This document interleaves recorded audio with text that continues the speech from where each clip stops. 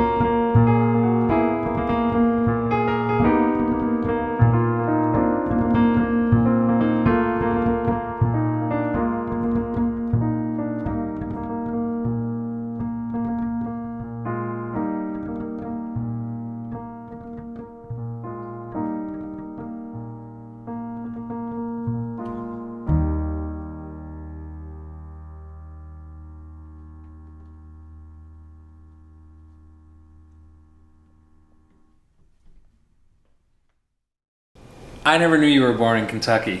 I always thought you were born in Atlanta. Right down in Louisville. That's where I'm from. Really? Yeah. Okay, how long were you there? For a really long time. I moved when I was 3.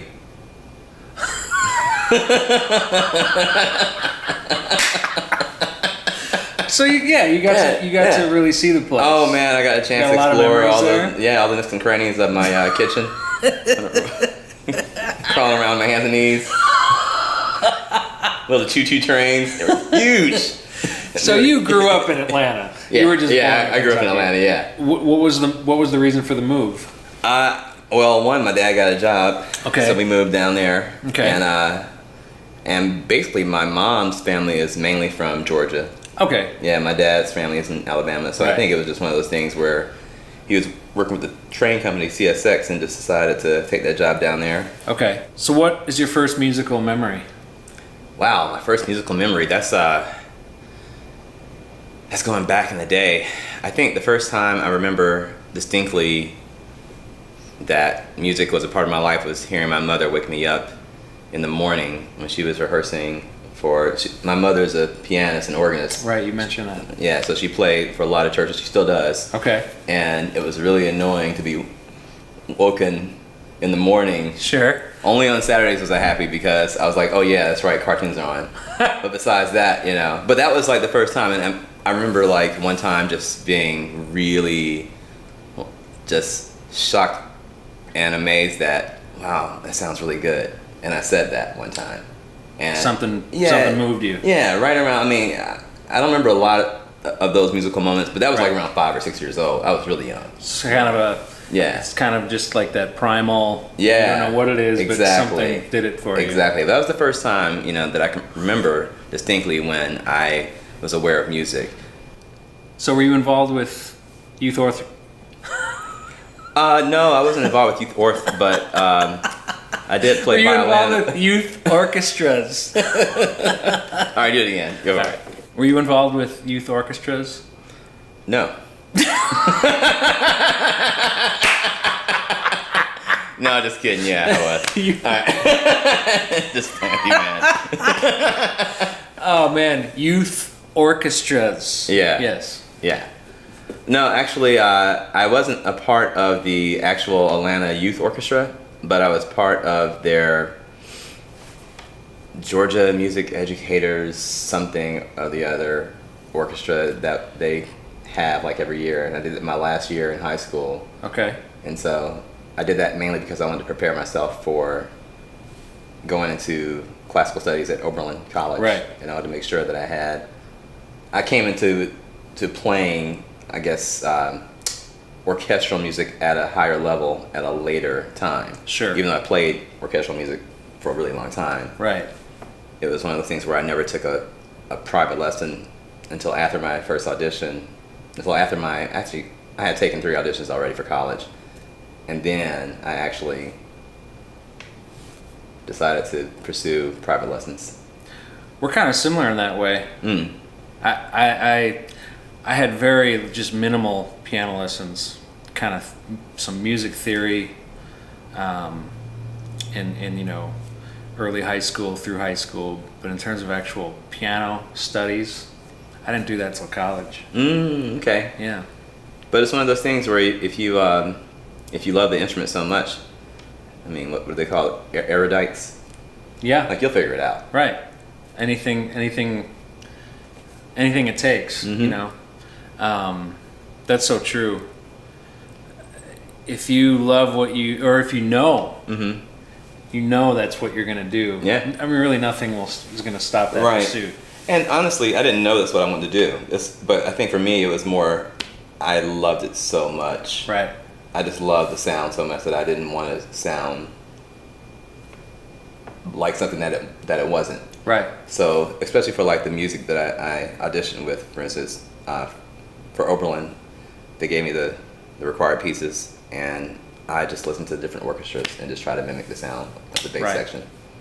Yeah, it's a real organic. Yeah. That probably did a lot for your musicality, because you're doing so much listening. Sure. Which is everything. Oh, big time. Yeah. Like Mulgrew Miller, if you're not a good listener, you don't have anything. If you don't know how to listen. So doing that orchestral playing along, that probably taught you so much about different levels of listening. Yeah, at the time I didn't think so. I mean, I was just kind of... It's that primal thing, right. But you're doing something that you probably later on analyze. Yeah, and I had my graduate studies later on, and it was a music education course, and the strings class teacher, the first thing she said was, "Music is the business of sound." And I said, "That's a great quote." It was a great quote. Yeah. Because really, all the technique, everything else, is a very small part of the bigger picture, which is, does it sound good? Yeah. So each guest that's going to be coming on this show, I've requested that they bring in an original piece of theirs. Okay. So your tune that you brought in, Khemit, just give me a little background on what the inspiration was. What led you to that final piece of music that we're going to play? That particular tune was, I wanted something very kind of happy, but very just pure, and but the inspiration for that particular tune came in from I did a lot of research and a lot of study of like African history, and also the just ancient African history, because there wasn't a lot of that being taught in schools. Sure. So I just did a lot of that, and it led me to just wanted to write something about ancient Egypt, which was back when it was in its early stages called Khemit. Okay. K-E-M-T, because there's no vowels in hieroglyphs. Okay. So and then also I wrote a tune called The Mountain, which was something totally different, but I was writing a lot of tunes that had mountains in its nature, and so Khemit was like another one of those things, part of that whole series of my mountain pieces about the pyramids. And I just wanted something very simple, and that's what I came up with. Well, it's interesting because it sounds like a folk song in a lot of ways to me. Aren't most songs the most simple? Right. Very just... And this is the thing, it's got a beautiful singing melody with some interesting harmony, but it's almost like a modern day folk song to me. It's very cool. Well, that's interesting that you say that, because every piece that I compose has lyrics to it. Oh, okay. Yeah. And they're almost like for me, but sure. I feel that it's easier to write something that's singable. Yeah, definitely. That makes sense. Of course. I mean, in a lot of ways, that's the most powerful music. I mean, complexity and, things that are difficult to play, it can be interesting and exciting, but people remember melody. Yeah, very much so. No, that's a beautiful tune. Thanks, man.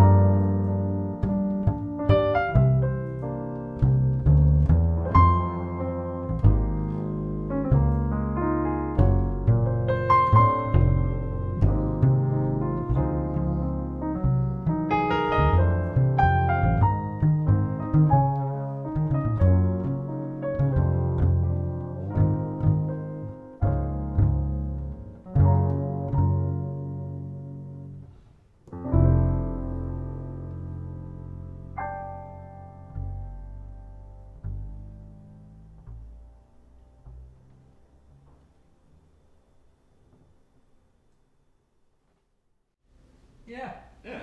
I like that. One of my heroes, I know you were able to play with him. What was it like playing with Mulgrew Miller?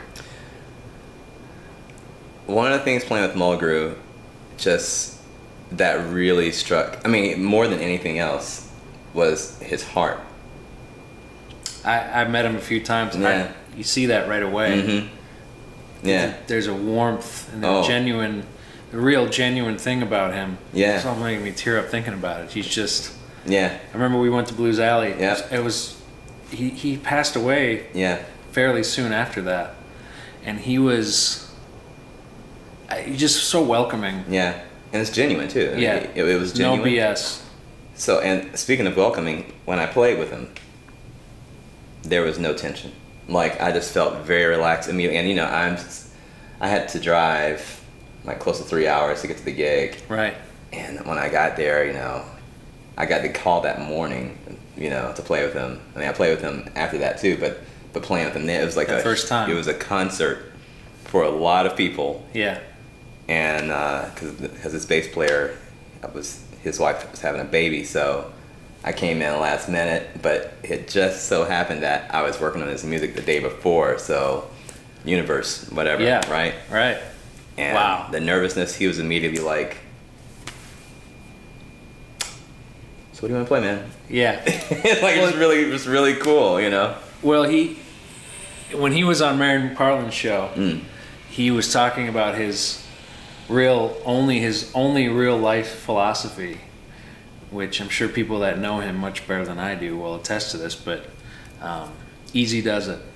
Easy does it. That was his philosophy on life. Yeah. No matter what the situation is, just easy does it. Yeah. And I think about that a lot. And that really seems to be him in a nutshell. Yeah, yeah. I can't argue with that. I think out of all the musicians I've ever met in my life, he was one of probably the nicest and genuinely nicest guys that I've met. So you told me this story. Yes. But it's a great story, and I think you should share it. I want you to tell the story of your encounter with the late Charlie Haden. Oh yes, Charlie Haden. The scariest moment in my life And the most beautiful moment in my life, rewarding moment in my life. So this happened immediately. Like, this is my first gig. I just moved to New York. I actually could have went to school in New York. I didn't want to go to New York because when I was in college, because I was just terrified. Sure. Of thinking about, not even living there, just thinking about living there, because I visited and it was just very intimidating. So after you know how it is. Yeah. And first gig is over. I have my bass. I'm gonna get on the metro for the first time, or I guess the subway. Right. I'm about to get on the subway. See, I'm in DC now. Get on the subway, and I'm walking. It's right off of Columbus Circle past Carnegie Hall. Okay. And it's late at night. There's no one out there. This is like my first night in New York. I'm like, wow, it's always crowded. There's nobody there. Oh, wait a minute. There's a van slowly following me. Okay, so I'm walking, and then this van kind of goes a little bit faster. I'm like, it's probably not following me. I'm not gonna freak out, whatever. I'm still walking. Right. Van stops, someone gets out, and he's walking my direction. I'm like, okay. So I walk a little bit faster. He walks faster, I walk faster, he's walking faster. I'm ready to run at this moment. But I'm like, okay, you know what? This guy's gonna catch up. I just put my bass down. I might lose my bass. I don't know what's gonna happen, but I just have to be ready for this. Right. And then this guy comes up like this and says, it's kind of late at night, right, to be rocking a bass. I'm like, is that Charlie Haden? I love this. Like, what in the world? And he just got finished playing, you know, and I think it was at the Iridium. And so he said, so do you need a ride? Do you need a ride home? Because he had just got finished playing, and I was like, yeah. I was like, wow, okay. So I go back to the van, and he opens the door, and there's Jerry Allen looking like, I mean, just looking like this mystical queen. She's like, hello. And I'm like, oh hey, you know. God. And so we get on the van. I put my bass in there, and the guy is really cool. He actually drives Charlie around. He drives Ron Carter around. Okay. I mean, like he's just one of those guys that helps the bass players around the city. And so Charlie says, hey, you know, do you want a CD? He has two different CDs. I'm like, oh yeah, sure. And so they're both looking at me, Jerry and him, and I'm like, okay. So I picked the one, you know, like I picked his the vocal the art of song CD that he made. Sure. And it's gorgeous. I picked it up, and Jerry looks over to Charlie and says, "Good choice." The most serious look on her face. I mean, how surreal can that? It was extremely surreal. Oh my God! So what happened when they let you out? Well, they just dropped me off, and you know, I said thank you very much. It was very. I mean, by that time, you know, it was more of a casual conversation. Like, did they like go into like a smoke portal and disappear? Like, it almost felt like that. It almost felt like it was like a dream. You know, it was a very surreal moment, and but you know, it's one of those things that I learned immediately. Like, okay. That is the example. That is the example of the kind of person I want to be. I want to be approachable. I want to be a person, not even approachable, someone that actually goes out to help the younger or you know, people, like, you know, because someone like that doesn't have to stop. No. Didn't have to stop. Not at all. He's passed now. So, no, didn't have to stop, didn't have to help out, give any kind of, and, you know, of course, he talked about some bass stuff and music stuff, but just one of the nicest guys, once again, you know. Those are the lessons that are, I think, more important than the music. There's a lot of musicians that are amazing out there, but I'm sorry to say, some of them don't know how to act. That's very true. And that is very true. It's disappointing, especially when your heroes act that way. Mm-hmm.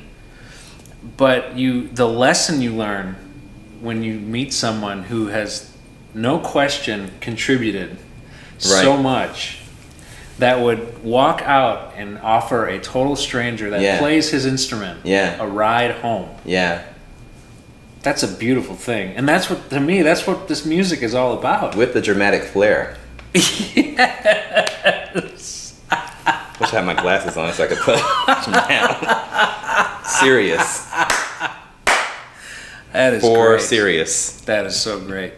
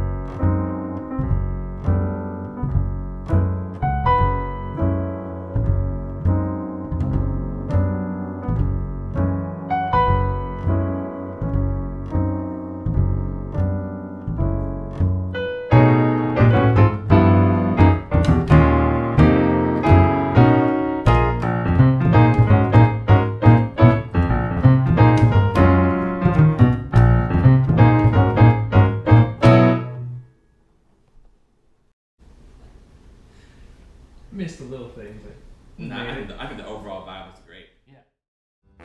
How does music relate to life?